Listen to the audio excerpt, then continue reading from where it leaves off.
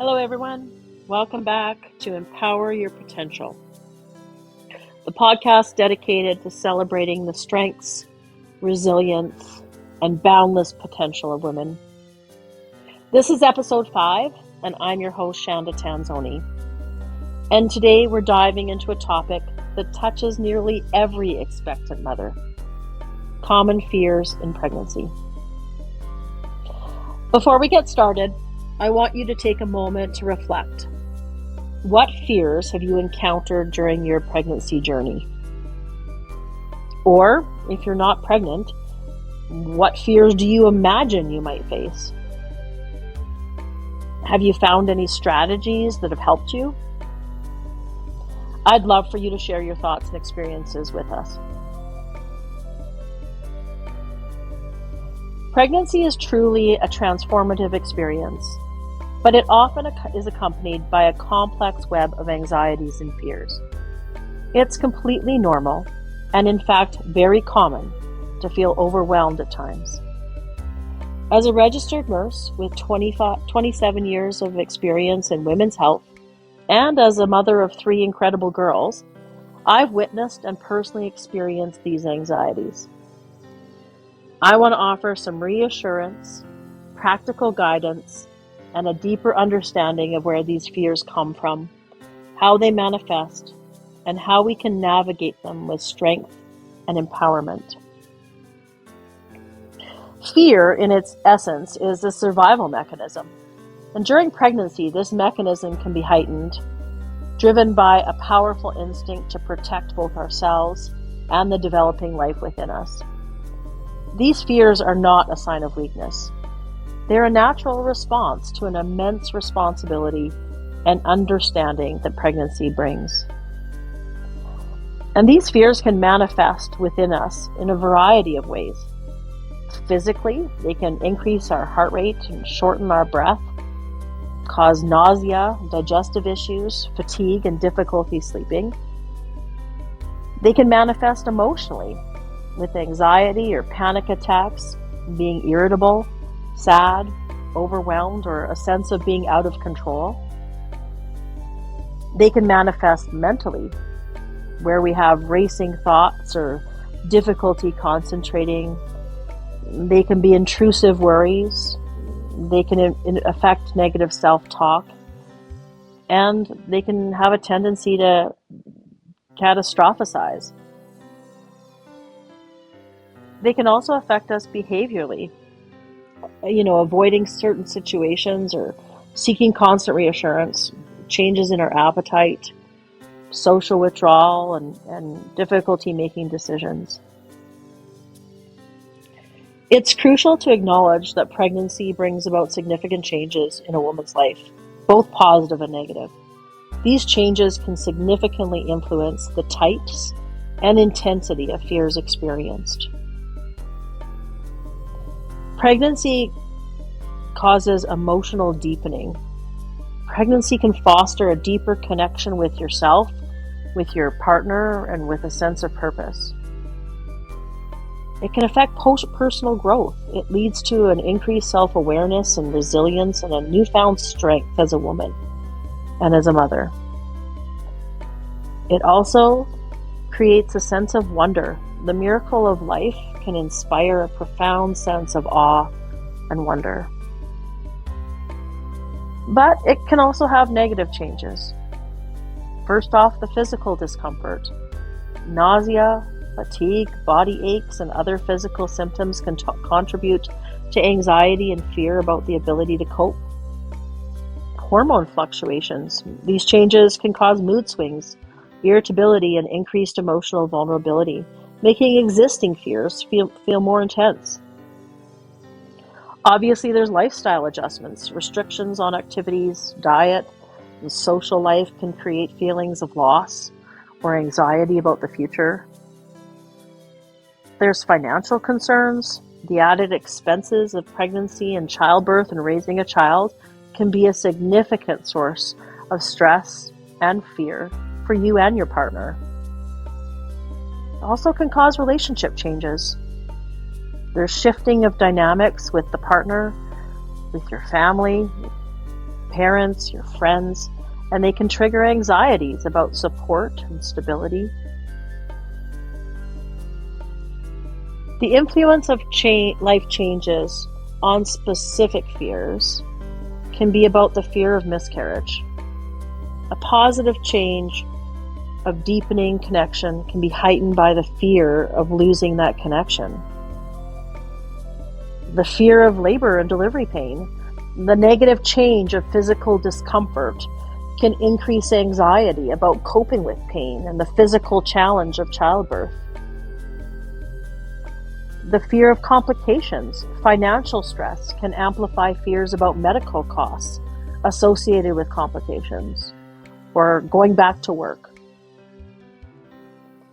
There's the fear of the body and identity changes. Hormone fluctuations and physical changes can intensify anxieties about body image and self-esteem.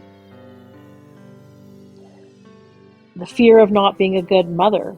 Lifestyle adjustments and relationship changes can contribute to fears about one's ability to provide adequate care and support.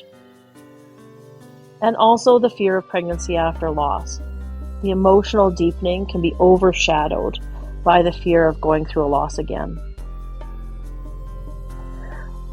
Let's delve into some of the most common fears and explore their origins and the emotional toll that they take, and most importantly, empowering strategies to deal with them. I'll also reiterate how a coach, support person, and advocate can be invaluable. That first fear is the fear of miscarriage. This fear often stems from a high rate of early miscarriages, especially in the first trimester. Past experiences of loss, hearing stories from others, and a lack of control over the process can exacerbate this fear. The emotional impact that this fear can have can lead to constant anxiety, difficulty bonding with the baby, and a sense of walking on eggshells. It can rob you of the joy of early pregnancy. So what empowering solutions can we take? First is education and knowledge. Understanding the true statistics and the common causes of miscarriage can provide some reassurance. Knowing that miscarriages are due to chromosomal abnormalities, which are often beyond our control, can shift the focus from self-blame to acceptance. Mindfulness and stress reduction. Practicing mindfulness techniques such as meditation and deep breathing can manage anxiety in the moment and bring you back to the present moment. There's support systems. Connecting with others who have had experience of similar fears or losses can provide a sense of community and validation, and sharing your fears and feelings in a safe space can be incredibly healing. Coaching support. A coach can help you process your anxieties, develop personalized coping mechanisms, and find reliable resources. They can also guide you in developing a positive mindset and building resistance. Also, a support person, a partner, a friend, a family member, or a coach can offer unwavering emotional support, providing a listening ear and a comfortable presence. So what about the fear of labor and delivery pain? This fear is often fueled by societal portrayals of childbirth as excruciatingly painful, coupled with the fear of the unknown and a lack of control over the process. And I find in today's world with social media and our instant ability on phones to get what we want, we have that sense of control. And this is probably the one area that even today we can't control. This fear can lead to significant anxiety, tension, and even avoidance about thinking about birth, which can actually increase pain perception during labor. So again, what are some of our empowering solutions? Comprehensive preparation.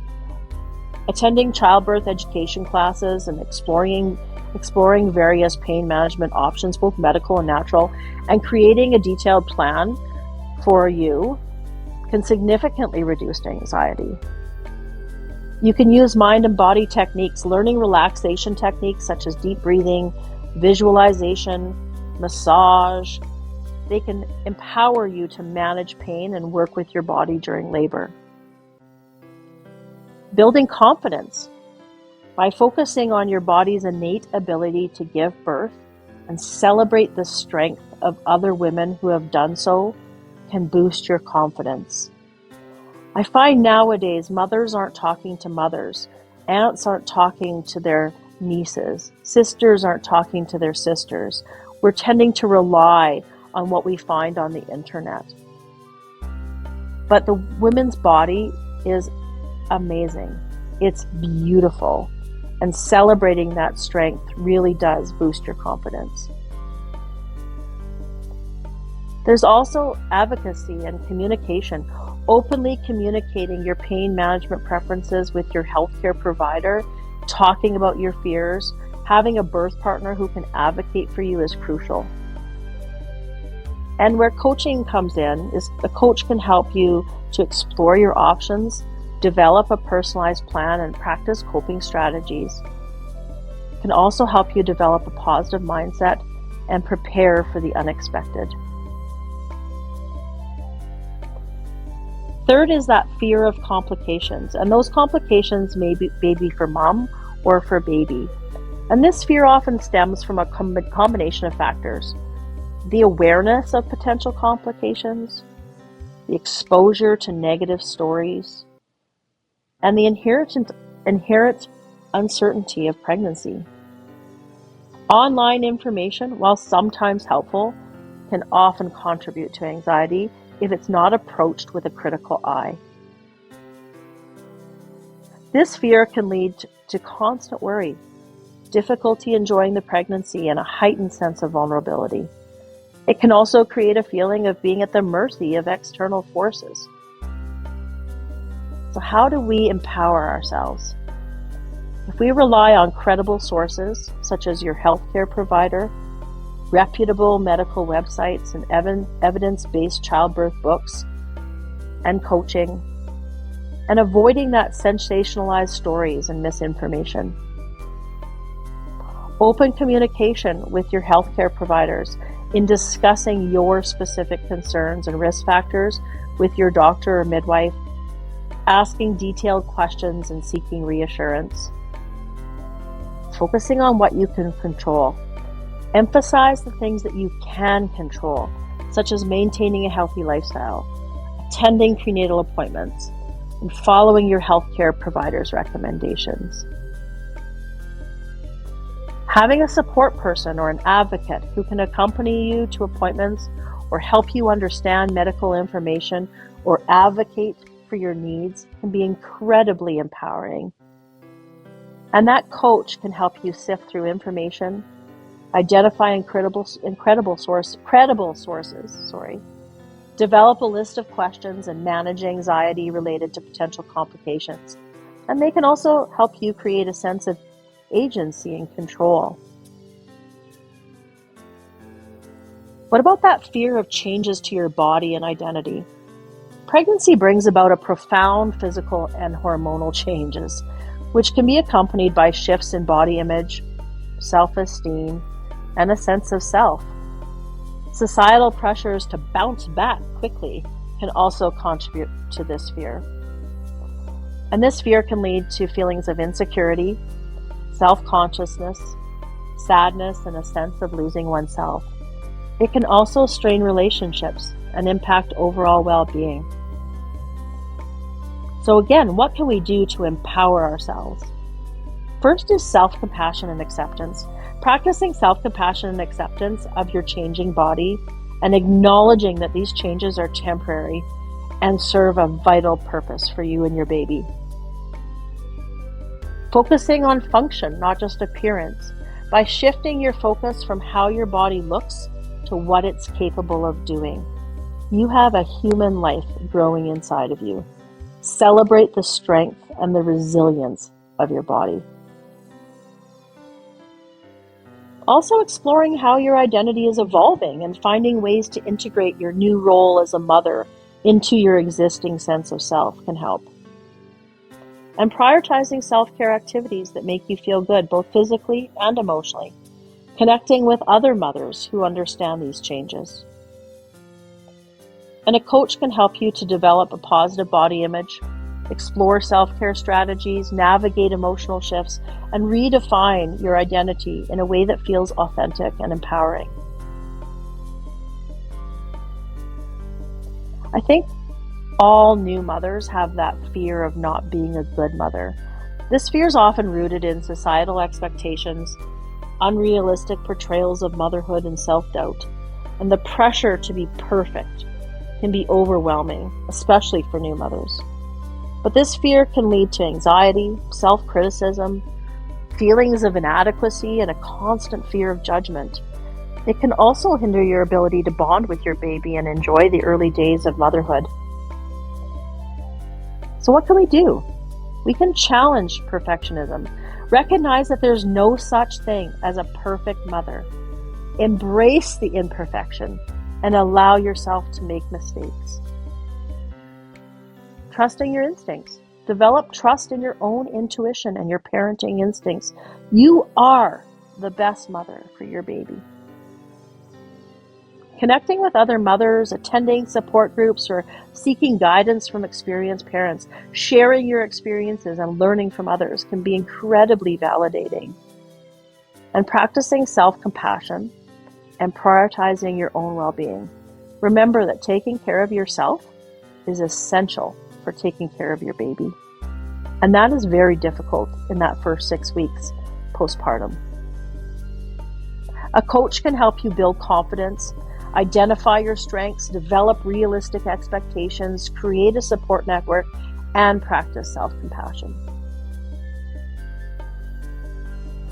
For those that are having a pregnancy after a loss, that fear is deeply rooted in the pain and trauma of a previous pregnancy loss. And the joy of a new pregnancy can be overshadowed by anxiety, grief, and a fear of reoccurrence. This fear leads to intense anxiety, hypervigilance, difficulty bonding with a new pregnancy, and a sense of being constantly on edge. It's important to allow yourself to grieve the previous loss fully and seek support from a therapist or support group specializing in pregnancy loss. Working closely with your healthcare provider, discussing your anxieties, and developing a plan that addresses your specific needs and concerns. Practicing mindfulness and relaxation techniques to manage that anxiety and stay present in the current pregnancy can help. Building a strong support net system of people who understand your experience and can offer emotional support without judgment. And a coach can provide a safe space to process grief, manage anxiety, develop coping strategies, help communicate your needs, and build a support system. The postpartum period brings its own set of unique fears and challenges, often compounded by exhaustion and hormonal shifts.